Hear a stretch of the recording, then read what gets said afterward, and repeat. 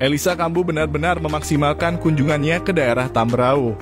Tak hanya sambutan hangat dan komitmen masyarakat Sausapor untuk memenangkan dirinya pada Pilkada 2024, tetapi masyarakat di ibu kota Kabupaten Tambrauw, tepatnya di distrik Veuve pun memiliki komitmen yang sama. Dalam kunjungan itu, Elisa Kambu tidak hanya monoton dalam menyampaikan visi dan misinya, tetapi juga mendengar secara langsung aspirasi masyarakat setempat yang nantinya menjadi bahan rujukan baginya untuk mengambil kebijakan jika sudah menduduki kursi panas Papua Barat Daya. Baik, terima kasih. Ya, yang pertama selamat datang untuk Bapak. Saya tidak sebut calon lagi, tapi saya sebut Tuhan yang menentukan dia. Saya hari ini biasa di depan sini saya sebut Bapak Gubernur. Amin. Baik, sebelum kita membuka acara kita, mari kita minta tuntunan daripada Roh Kudus supaya kita sebagai manusia kita hanya merencanakan, tapi Tuhan lah yang pasti menentukan. Amin. Oke, baik, mari kita Kasih Papua Barat Daya. Kita ini semua yang kawasan bikin bohabak, Mainkai Timur, jadi kita semua di satu kawasan. Oke. Ya, kebetulan numpang lahir di Maibrat, teman-teman yang di sini lahir di sini, tapi kita satu. Saya punya istri, ini perempuan Aymaro juga. Ya, ini istri saya. Jadi istri urusan di rumah saja, bukan ikut atur-atur lagi di kantor. Ya dong. Jadi nanti yang jadi gubernur itu hanya Elisa Kambu. Jadi bukan istri, bukan ipar, bukan mantu atau ya anak, tidak. Tapi yang jadi gubernur hanya Elisa Kambu. Oke? Ini saya harus sampaikan. Karena yang bikin kacau ini, yang bisik-bisik itu yang bikin kacau ini. Oke, silakan. Ya itu. Saya jalan kemana-mana bawa dia.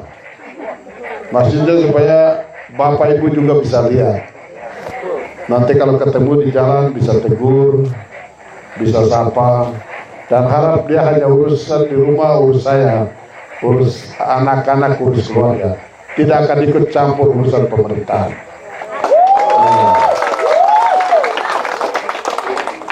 Oke? Kita harap juga begitu. Kita juga harap para pemimpin juga yang kendalikan diri. Supaya beri ruang untuk yang lain lagi. Jangan hanya kita saja. Oke? Itu seperti itu. Selanjutnya mohon maaf karena Pak Wakil tidak bisa ikut. Jadi yang ikut saya ini dari Partai Gerindra, anggota DPR. Nah, Pak Petrus. Now, kamu juga kenal dia supaya kalau datang ke Sorong aspirasi bisa dibawa ke dia. Petrus Now. Silakan. Bapak Ibu, Elisa Kambu dan Ahmad Nasrallah diusung oleh Partai Gerindra, Partai Kebangkitan Bangsa, dan Partai Amanat Nasional. Jadi Presiden Republik Indonesia ke-8 sekarang adalah Bapak Prabowo. Jadi Elisa Kambu dan Ahmad Nasrallah dipilih oleh Bapak Prabowo sebagai Presiden, sebagai Gubernur Papua Barat Daya dan Wakil Gubernur. Jadi kalau presidennya Gerindra, gubernurnya Gerindra, maka semua urusan akan beres. Tadi saya di Sausapor ada aspirasi bandara di Werur yang tidak bisa digunakan. jalan kita rusak. Kalau orang yang ibu yang mau melahirkan karena tidak bisa melahirkan secara normal di sini, ingin dirujuk jalan yang kondisi yang jauh atau jalan rusak begini, kira-kira nasibnya bagaimana di jalan? Atau ada pasien-pasien yang gawat, ini bagaimana? Ya satu-satunya jalan yang lebih cepat itu pesawat. Nah, itu aspirasi. Tadi ini akan kita lihat sama-sama. Bapak Ibu saudara sekalian, kami ada 5 orang yang calon gubernur dan wakil gubernur ini. 4 orang diantaranya adalah mantan kepala daerah. Nomor 1 Bupati Raja Ampat, Pak Alvaris, dengan wakilnya Pak Pit Kasiu, pegawai orang kepala Bapeda Tambrau, jadi bupati di Bintul. Nomor urut 2 adalah saudara kita, anak kita Gabriel Asep, mantan bupati Tambrau, 2 periode.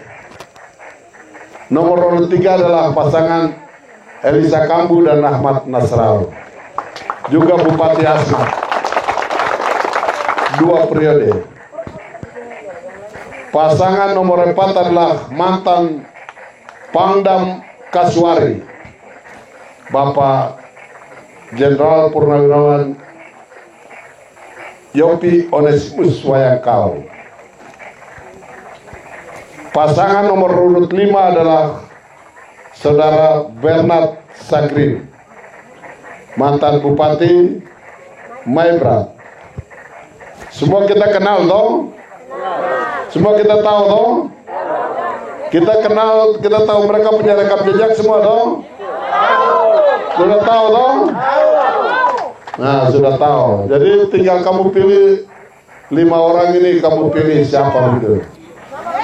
Nah, pilih nomor, pilih nomor, pilih nomor. Betul, betul, betul. Ini tanah ini jadi saksi, Tuhan jadi saksi.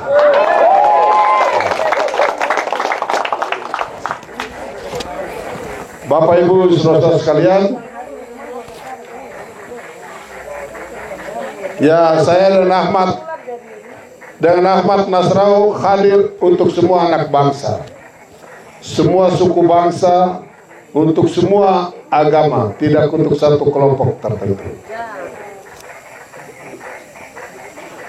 Elisa dan Ahmad berjanji akan selalu ada di tengah-tengah rakyatnya, berjuang untuk rakyatnya, dan selalu bersama-sama dengan rakyat.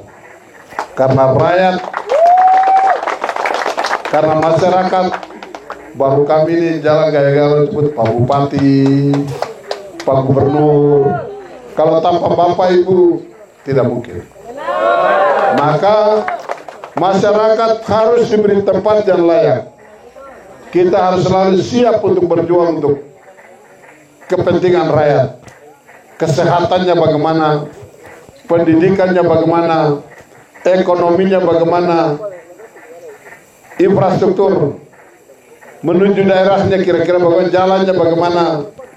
Ini menjadi kewajiban yang telah menerima mandat dari rakyat. Maka rakyat jadi raja, kita jadi pelayan.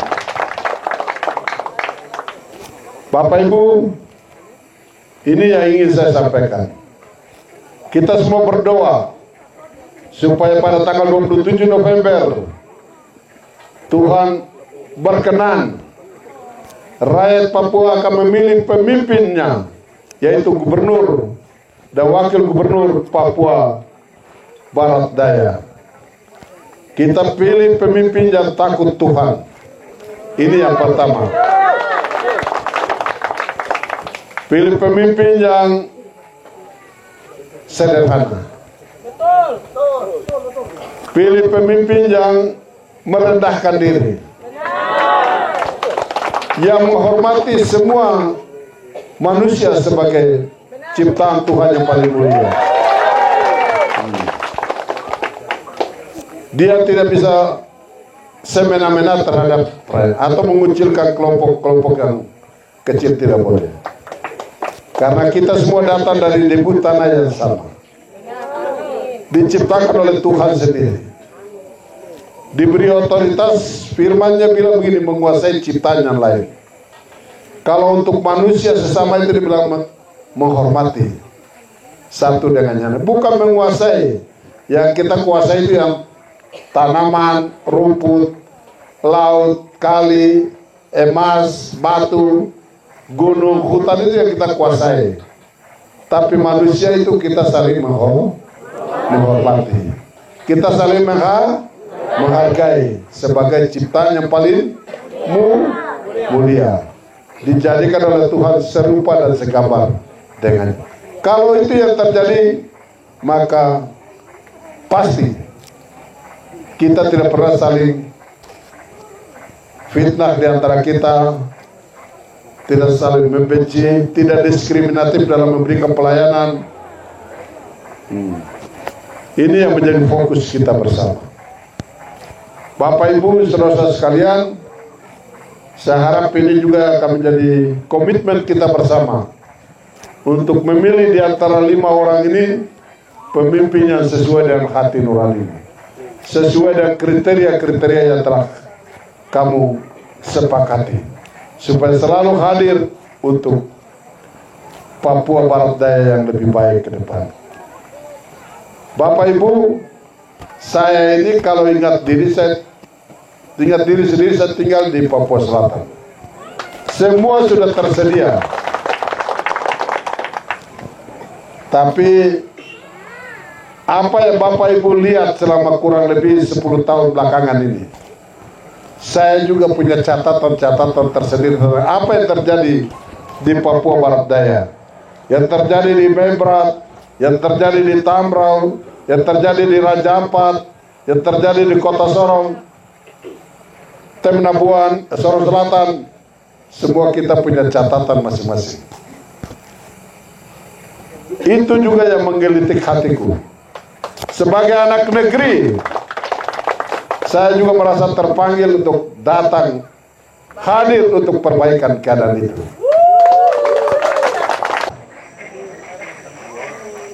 Dalam pemilu ini kita boleh berbeda pilihan, tidak apa-apa.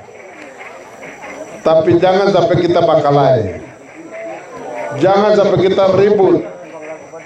Jangan sampai kita bikin rusak hal-hal yang sudah kita capek bangun selama ini. Saya minta ini tidak boleh dilakukan. Kita tetap menentukan pilihan kita, boleh berbeda-beda karena kita ini adalah keluarga. Kalau semua satu jalan, itu juga lebih bagus. Tapi kalau berbeda jalan, jangan bakalai. Kamu bakalai juga tidak ada gunanya. Kau yang menderita sendiri. Calon-calon itu tidak akan datang lihat kamu gitu. Oke.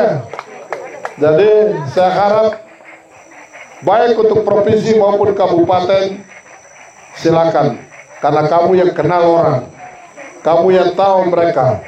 Pilih yang terbaik supaya siap untuk melayani kalian begitu. Bekerja untuk Anda. Untuk provinsi kami 5 orang, silakan. Tapi jangan lupa, karena saya sudah datang injakan kaki di sini, tidak salah kalau saya ajak Bapak Ibu untuk bergabung dengan nomor urut. Nomor urut. Nomor urut. Saya percaya anak-anak Tambrau. Saya percaya masyarakat di PEP sini secara khusus. Di PEP ini DPT berapa ini? Di PEP? 1000 berapa? 1300. Nomor 3 dapat berapa? Nomor 3 dapat berapa? Nomor 3 dapat berapa? Nomor 3 dapat? Betul? Ya, jadi kalau nomor 3 dapat 1000, Nanti tanggal 1 Desember ke 2 Desember saya datang kita acara di sini. Tapi harus dapat seri. Tapi kalau kurang dari situ saya tidak bisa datang. Oke. Karena tadi kamu bilang katanya bungkus. Saya sudah kasih turun jadi 1.000. Nah. Oke ya. Tapi saya harap kamu telah hidup harus berdamping. Kalau ada yang pilihan berbeda, tidak boleh ribut, tidak boleh makan lain. Tidak boleh baku ganggu juga, tidak boleh. Itu yang mungkin ingin saya sampaikan. Saya berjanji pertemuan ini bukan pertemuan yang pertama dan terakhir. Saya akan, kalau Tuhan izinkan, melalui rakyat Papua kami mendapatkan mandat untuk sebagai gubernur dan wakil gubernur.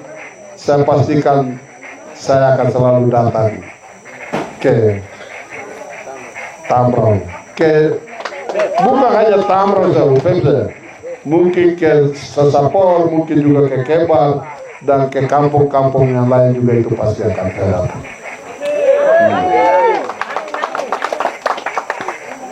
Jadi kita ini dapat mandat dari rakyat, jadi ya sudah kerja untuk rakyat.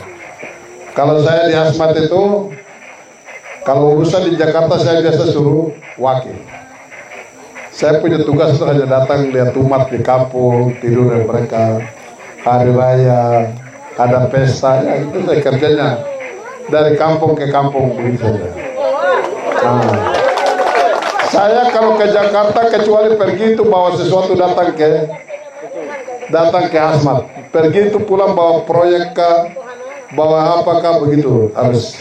Kalau pergi ke Jakarta itu untuk hal-hal yang penting datang ada yang untuk masyarakat itu baru saya pergi. Tapi kalau hanya rapat koordinasi itu urusan wakil lah.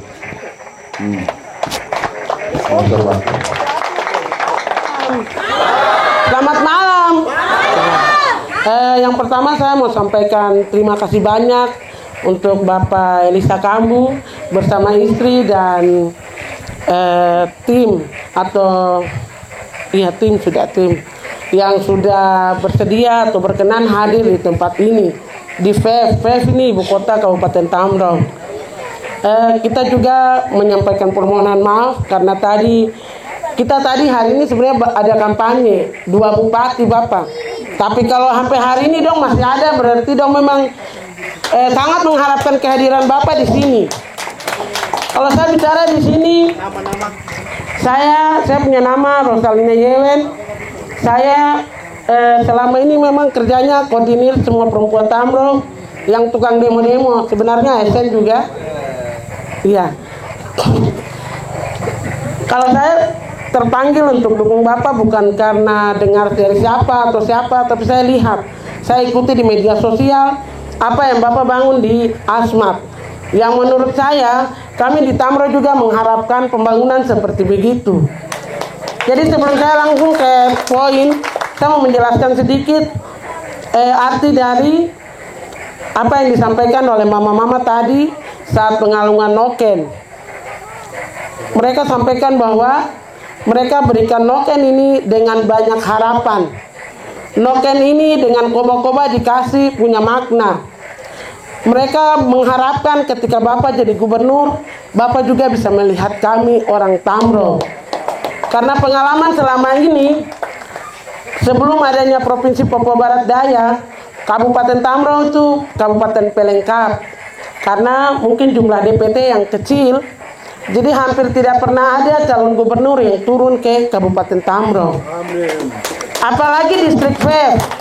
Distrik FEF dalam catatan DPT di satu kabupaten ini paling kecil walaupun ibu kota. Jadi untuk kepentingan politik tidak pernah masuk hitungan. Dan saya bersyukur sekali Bapak, hari ini Bapak mau hadir di kami. Meskipun kami punya DPT yang nanti dukung Bapak mungkin tidak seberapa sebanding dengan wilayah lain. Terima kasih banyak. Saya mungkin ada beberapa hal. Yang pertama, waktu saya ikut debat calon gubernur itu, saya tertarik sekali dengan program Bapak bagaimana membiayai banyak anak-anak Asmat yang menjadi dokter. Kami di Tamro ini, orang asli Tamro yang jadi dokter kita bisa hitung dengan jari.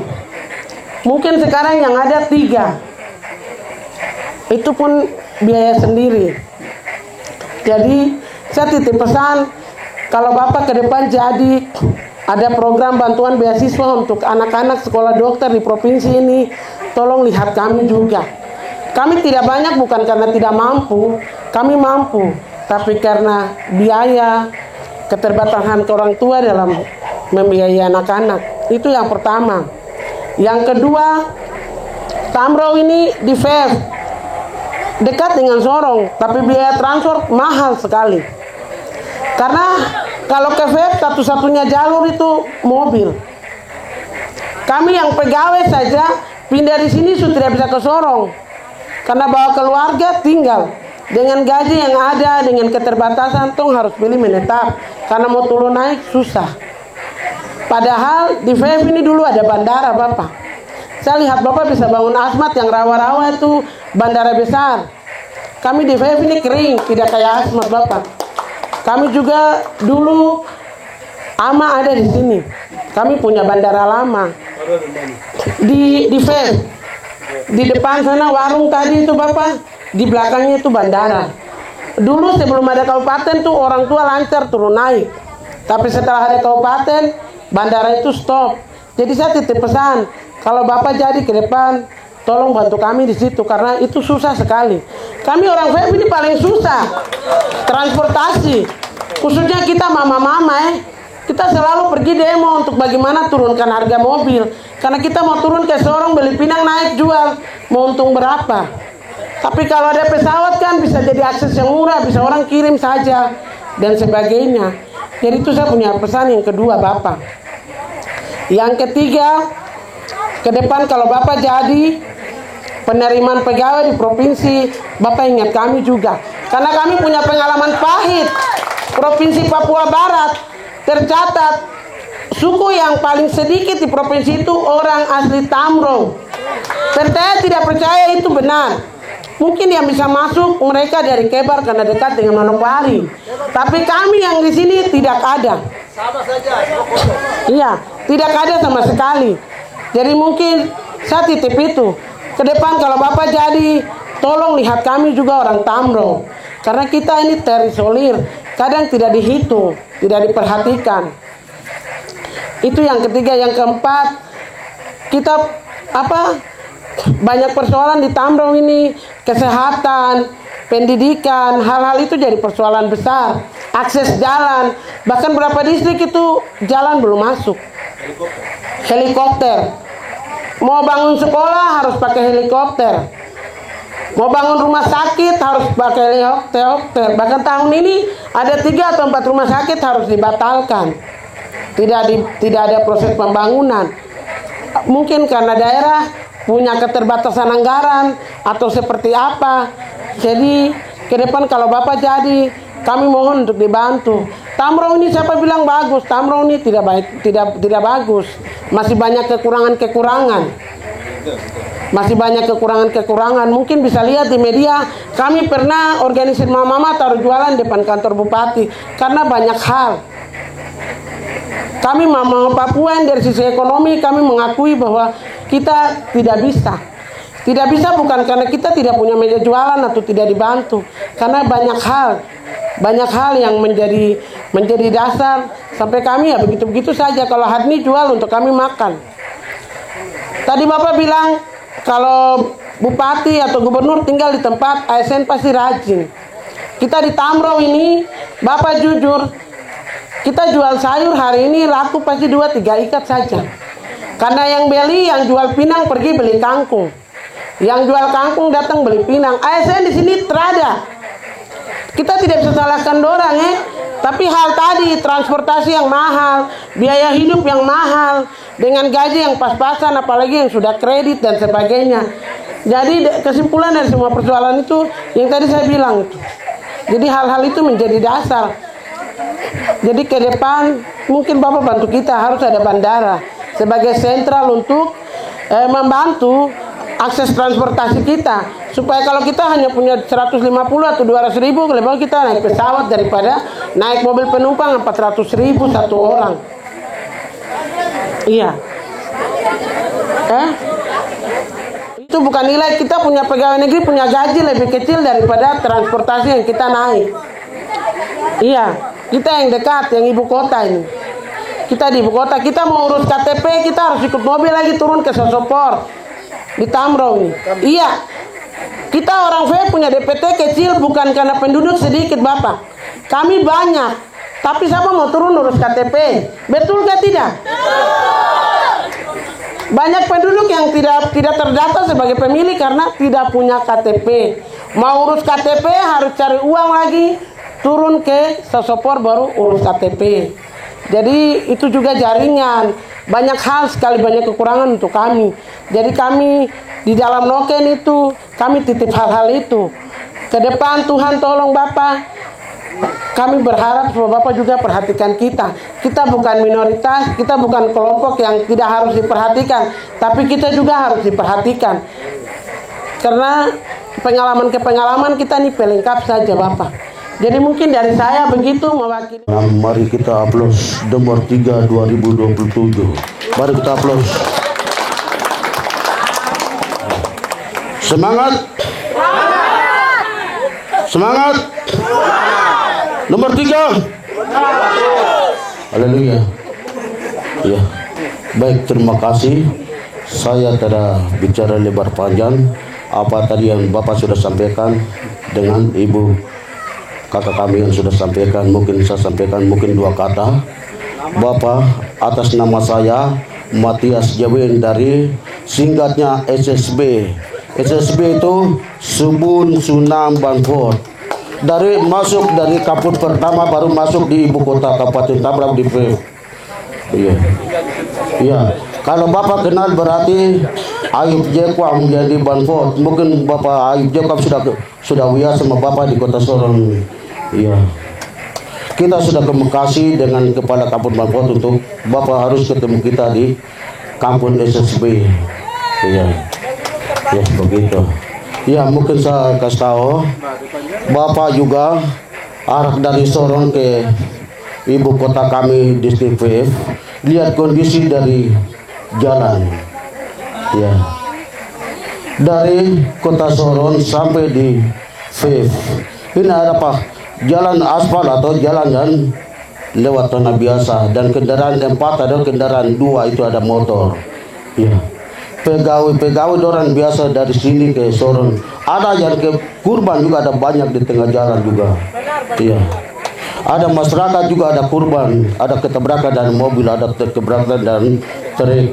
Kepala distrik mungkin dari kepala distrik Jembul itu ada ketabrakan dengan mobil di Gunung Dela. Itu kepala distrik Jembul. Itu kita punya keluarga marga Jekwam. Ya. Itu Bapak. Kita hormati untuk Bapak. Kita siap. Kita masyarakat ini siap. Bapak bisa untuk datang dan malam ini. Itu Tuhan kasih waktu untuk Bapak ketemu dan kita masyarakat ada di Tambrau ini. Nomor 20. Tanggal 27 kita semangat nomor 3 itu. Ya, kesemangat. Ya. Lihat. Itu satu. Yang kedua, Bapak lihat distrik-distrik yang dari jauh, tidak jalan tidak masuk, macam Tingkong, macam Jembul itu ada jalan masuk tapi ada jalan rusak juga. Kusevo, Tobo,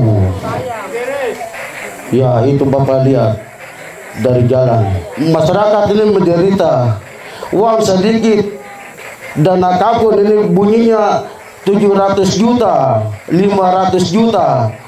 Masyarakat pakai barang jalan lewat kaki, bayar tenaga untuk pikir barang ke distrik. Apakah bisa untuk bangunan di kampung itu atau distrik itu? Ya. Lihat orang pakai helikopter saja dari VF di Tingkong. Itu sudah bunyinya berapa ratusan ribu yang sudah keluar. Cuma bangun saja satu buah rumah atau tidak bangun, buat laporan saja masuk di pemerintah.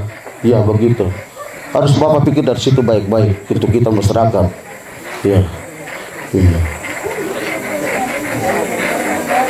Terus kita masyarakat sudah siap untuk 2027 masuk 2029.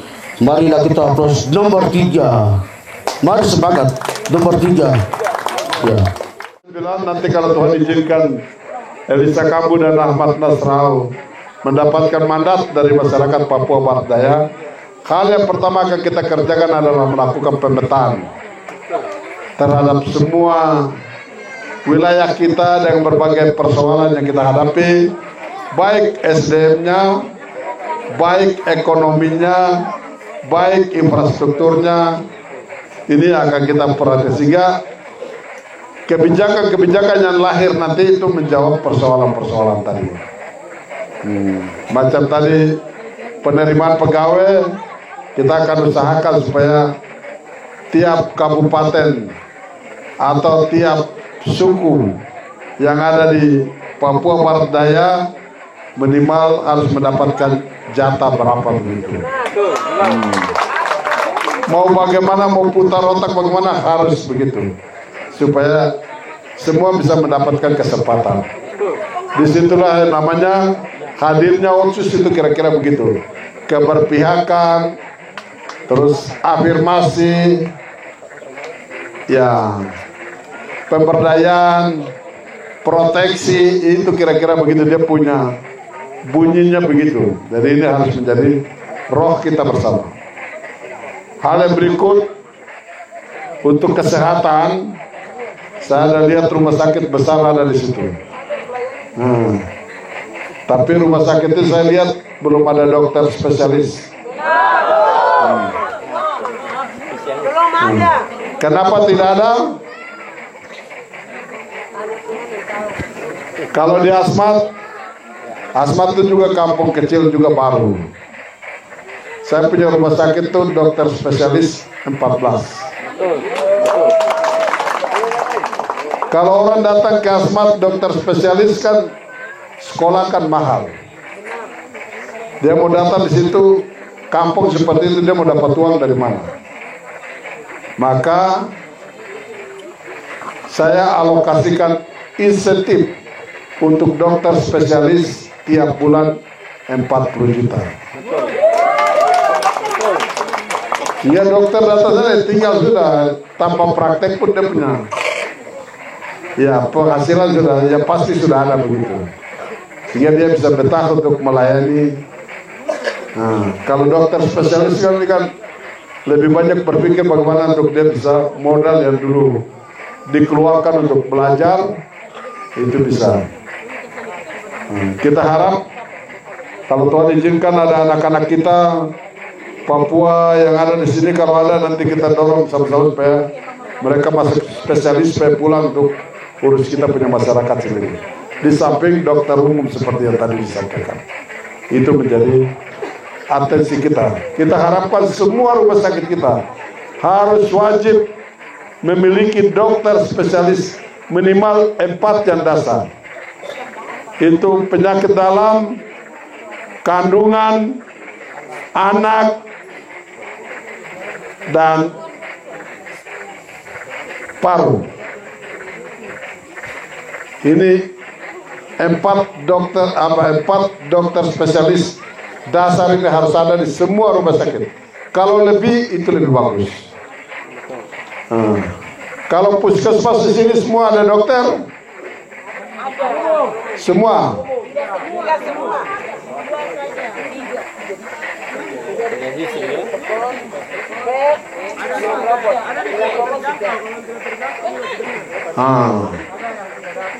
Jadi ini menjadi perhatian kita semua. Karena luas wilayah kita seperti ini, di daerah-daerah tertentu kalau ada berapa puskesmas, ada berapa distrik itu kita ingin dorong ada puskesmas rawat inap plus, supaya untuk menghandle orang-orang yang bisa dekat. Kalau datang sakit yang terlalu berat bisa pertolongan pertama, penanganan situ baru bisa dilanjutkan rujuk ke. Kita di provinsi juga akan kita tingkatkan 2 rumah sakit kita, salah satu untuk menjadi rumah sakit rujukan provinsi. Sehingga kalau orang yang jantung mau bypass maupun pasang ring tidak perlu harus pergi di Jakarta, di Makassar, kerjakan saja di Sorong.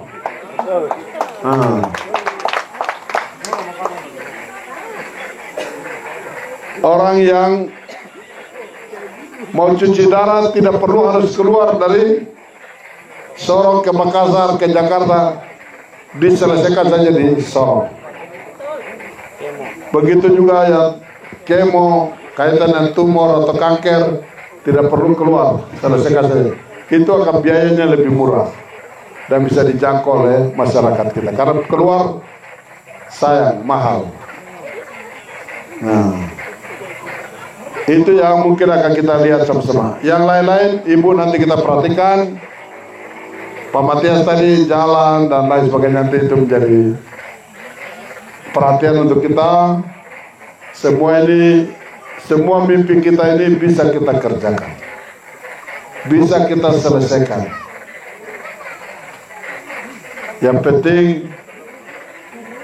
kita harus bersatu, kita harus bekerja bersama-sama. Yang kedua, pastikan Papua Barat Daya harus aman. Yang ketiga, ya suara Bapak Ibu menentukan tanggal 27. Kalau mau perubahan, mari pilih nomor 3. Pilih nomor 3. Pilih nomor 3. Ya, terima kasih. Saya